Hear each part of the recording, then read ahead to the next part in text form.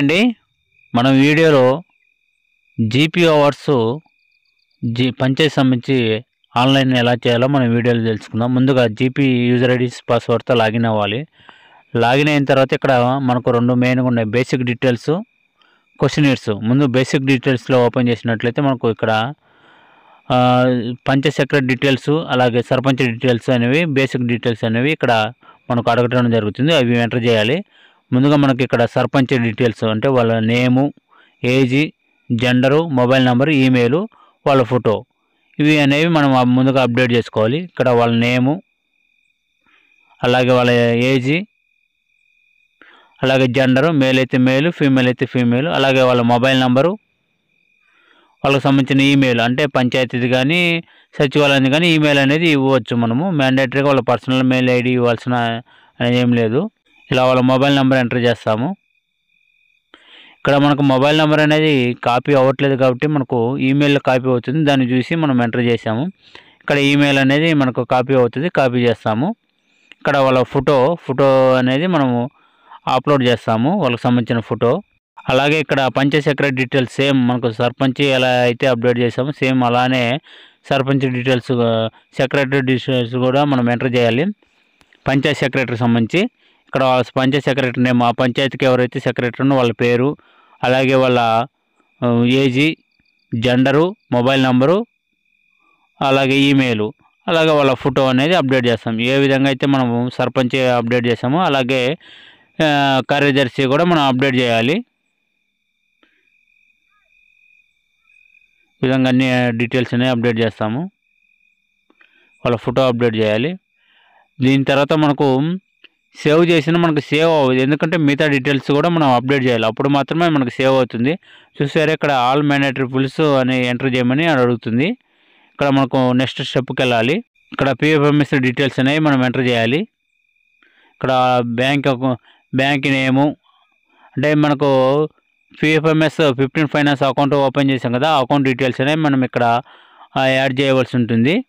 ఇక్కడ మెయిన్గా మనకు అకౌంట్ నేము, పంచాయతీ సంబంధించిన అకౌంట్ నేము, account number, address, bank address, account number, IFC code.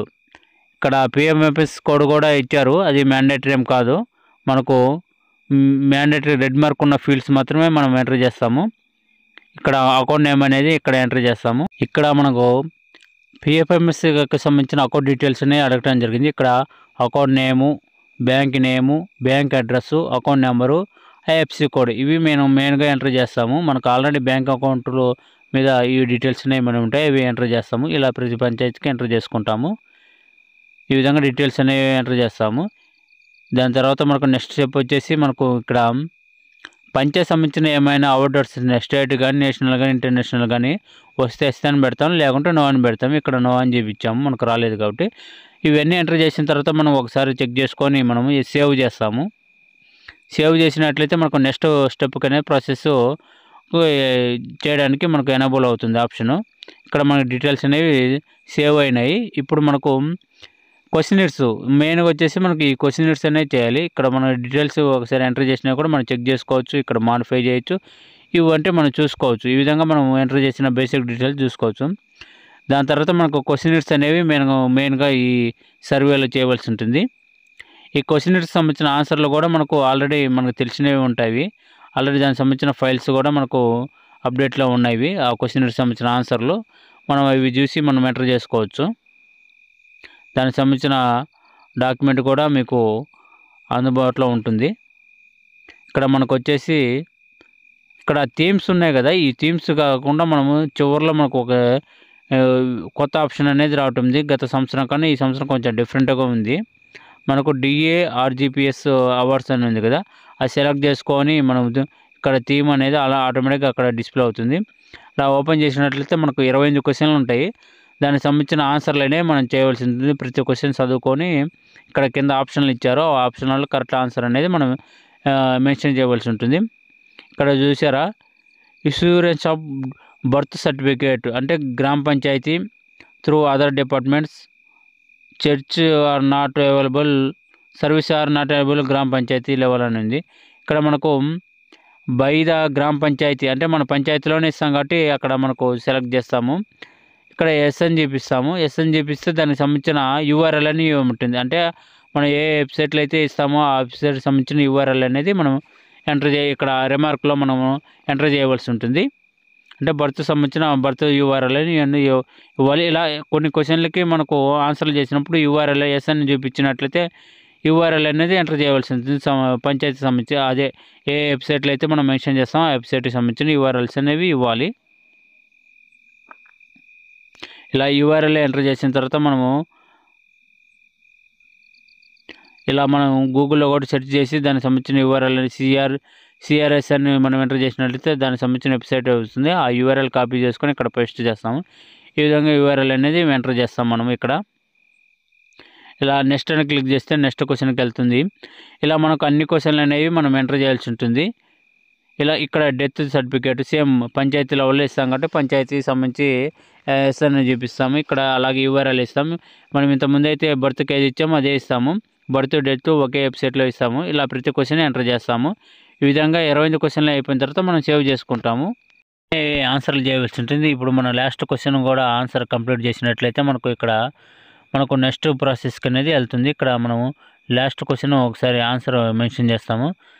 ఇక్కడ నో అని చూపించాము. ఇక్కడ కింద ఉంది కదా నెక్స్ట్ అని క్లిక్ చేస్తాము. సేవ్ క్లిక్ చేస్తాము. ఒకసారి మనం ప్రీవియస్గా ఆన్సర్లు చేసినా కూడా మనం చెక్ చేసుకోవచ్చు ఎన్ని చేసాము ఏంది అనేది. ప్రతి క్వశ్చన్ ఒకసారి ఆన్సర్ క్రాస్ చెకింగ్ చేసుకొని మనము మళ్ళీ సేవ్ చేయవచ్చు. ఈ విధంగా ప్రతిదీ మనం చెక్ చేసుకోవచ్చు ఆన్సర్లు. ఇలా సేవ్ చేస్తాం, సేవ్ అవుతుంది. ఈ విధంగా మన సర్వే అనేది కంప్లీట్ అయింది. స్టేటస్ చూసారు ఇక్కడ సర్వే చేసినట్టు చూపిస్తుంది. దీన్ని మనం ఫ్రీజ్ చేయాలి. ఫ్రీజ్ చేస్తే మనకు ఆన్లైన్లో చేసినట్టు చూపిస్తుంది. అది కూడా మనం ఇక్కడ క్వశ్చనర్స్లోకి వెళ్ళి మేనేజ్లోకి వెళ్ళినట్లయితే మనకు ఫ్రీజ్ అనేది ఆప్షన్ వస్తుంది. ఇక్కడ చూసారా మాడిఫై ఫ్రీజు అని ఉంది కదా. ఇక్కడ ఫ్రీజ్ కూడా క్లిక్ చేసినట్లయితే మనకు సబ్మిట్ చేస్తే ఫ్రీజ్ అవుతుంది. ఇక్కడ మనం చూసారా ఇక్కడ సబ్మిట్ చేసాం. మనము సబ్మిట్ చేసేటప్పుడు మనకి ఇక్కడ ఉన్న క్వశ్చన్లు అనేవి మనకు డిస్ప్లే అవుతున్నాయి. మనము అన్ని క్వశ్చన్లు ఒకసారి చెక్ చేసుకోమని అలా చెక్ చేసుకొని మనకు ఆన్సర్లు కరెక్ట్గా ఉన్నాయా లేవా అని చూసుకొని ఒకసారి ఏమైనా తప్పులు ఉంటే బ్యాక్ వెళ్ళి మాడిఫై కూడా చేసుకోవచ్చు. వన్స్ ఒకసారి మనం ఫ్రీజ్ చేసినట్లయితే మనం వాటిని మాడిఫై చేయడానికి ఆప్షన్ అనేది రాదు. ఈ విధంగా మనం అన్ని చెక్ చేసుకొని ఫ్రీజ్ అనేది ఆప్షన్ అనేది చేస్తాము. ఇక్కడ మనం ఫ్రీజ్ అని క్లిక్ చేసి ఓకే చేసినట్లయితే మనకు ఫ్రీజ్ అవుతుంది. ఈ విధంగా ప్రతి పంచాయతీ అనేది మనం చేసుకోవాలి. ఇక్కడ చూసారా ఫ్రీజ్ అని క్లిక్ చేసినట్లయితే మనకు ఫ్రీజ్ అవుతుంది. ఇక్కడ మనకు కొన్ని క్వశ్చన్లు నో అని చూపించాం కదా, ఆ క్వశ్చన్ల నెంబర్లో కూడా చూపిస్తుంది మీరు ఆన్సర్ చేయలేదని. ఫ్రీజ్ చేస్తే మళ్ళీ మీరు ఆన్సర్లు చేయలేరని చూపిస్తుంది. ఈ విధంగా మనం ఫ్రీజ్ చేసినట్లయితే సక్సెస్ఫుల్ అని వచ్చింది. ఇక్కడ మనకు స్టేటస్ కూడా ఫ్రీజ్ అని చూపించింది. ఇది మనకు ఆన్లైన్లో రిపోర్ట్ అనేది అప్డేట్ అవుతుంది. ఆ రిపోర్ట్ కూడా చెక్ చేసుకోవచ్చు ఆన్లైన్లో ఎలా అనేది మనం చూద్దాము. ఇక్కడ మనకు వెబ్సైట్లోకి వెళ్ళినట్లయితే మనం ఇక్కడ చూసాం కదా మనకు ఫ్రీజ్ ఆప్షన్ అనేది ఫ్రీజ్ అయింది. ఇక్కడ దానికి సంబంధించిన డాక్యుమెంట్ కూడా మనం ఆన్సర్లు చేసిన డాక్యుమెంట్ పీడిఎఫ్ ఫైల్ కూడా మనకు డౌన్లోడ్ అవుతుంది. ఈ విధంగా మనం పీడిఎఫ్ ఫైల్ని కూడా మనం చెక్ చేసుకోవచ్చు. ఒకసారి మనం దానికి సంబంధించిన రిపోర్ట్ కూడా మనం చూసుకోవచ్చు. ఇలా మనం వెబ్సైట్ ఓపెన్ చేసిన తర్వాత ఇక్కడ మనకు డాష్ బోర్డు ఉంది కదా, డాష్ బోర్డ్ రిపోర్ట్స్లోకి వెళ్ళినట్లయితే మనం దానికి సంబంధించిన పంచాయతీ వారీగా రిపోర్ట్స్ అనేవి మనం చూసుకోవచ్చు. ఇక్కడ లాగిన్ అవసరం లేదు. మనం డైరెక్ట్గా నార్మల్గా సైట్ ఓపెన్ చేసి మనం డాష్ బోర్డ్లోకి వెళ్ళి రిపోర్ట్స్ అనేవి చూసుకోవచ్చు. ఇక్కడ స్టేట్ నుంచి జిల్లా ఓపెన్ చేస్తాం. అలాగే జిల్లా తర్వాత మండలం ఓపెన్ చేస్తాం. మండలం ఓపెన్ చేస్తే మనకు జీపీ వైజ్గా అనేది రిపోర్ట్ అనేది చూసుకోవచ్చు. ఇక్కడ మనం మండలం ఓపెన్ చేస్తాము. ఇక్కడ మనకు చేసాం కానీ రిపోర్ట్ అనేది వెంటనే అప్డేట్ అవ్వలేదు. మనకు అప్డేట్ అయిన తర్వాత మనకు చేసినట్టు కూడా చూపిస్తుంది. ఈ విధంగా మనము ఆన్లైన్ ప్రాసెస్ చేసి రిపోర్ట్ ఈ విధంగా చెక్ చేసుకోవచ్చు. Thank you friends. Please subscribe my channel. Subscribe చేయండి మన ఛానల్ని. సబ్స్క్రైబ్